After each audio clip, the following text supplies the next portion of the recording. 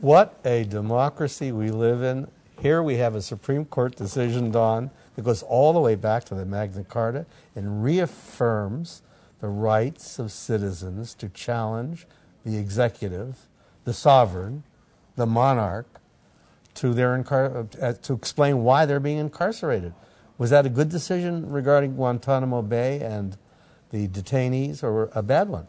A dreadful decision. These weren't citizens of the United States. These were enemy combatants captured in time of war, many of whom have committed crimes against humanity, just as we did under the Nuremberg trials. We didn't commit crimes against humanity. A deeply divided court, 5-4, and a withering dissents from Scalia, from Justice Roberts. And basically, one of the things they said, first of all, these guys this is going to result in more Americans getting killed in the future. And Roberts made the point that that this is a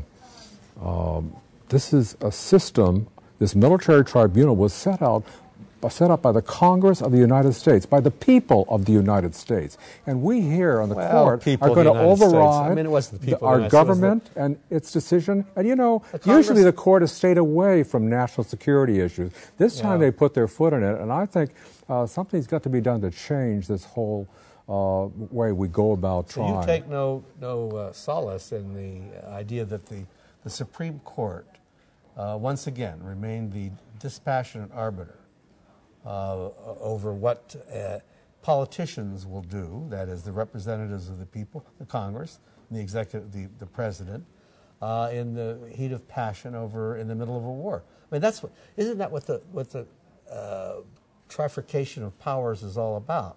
So that you make sure that people don't overreact in the heat of battle, the heat of war, wrap themselves in the flag of patriotism, and scare the hell out of the citizenry that if we don't take away basic rights, we're all going to be dead, killed by the bad guys who are going to run free. I'm all for the separation of powers, but here we have powers in the executive branch.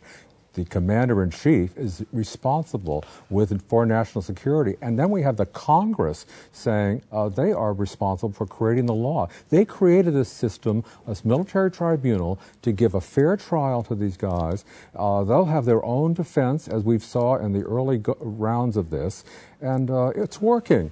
And I don't see why they have to take this and put it into the United States court system, where you have endless appeals and you have this sideshow that'll make a mockery of justice against criminals who killed Americans and killed innocent civilians. The Western tradition, beginning with England and the Magna Carta, spent centuries building up these basic rights to defend against unlimited government.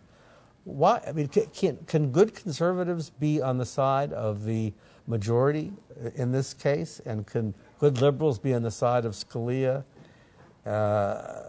in the dissent? Is that possible, do you think? Well, it's always possible to have a dissenting opinion, but Scalia and Roberts and Alito, these people are very, very conservative. You know, this is a time of war, a world global war against terrorism, and to get it mired in the swamp of appeals and motions. You are very heated about this. Tricky lawyers. I mean, we're a very litigious society that would go on forever. That would put a roadblock in our ability to fight this war and defeat the terrorists. It's a terrible decision. I strongly disagree with you, Don. I think that what triumphed was the American way and really the Western tradition. It will be fine. We'll just be fine. All right.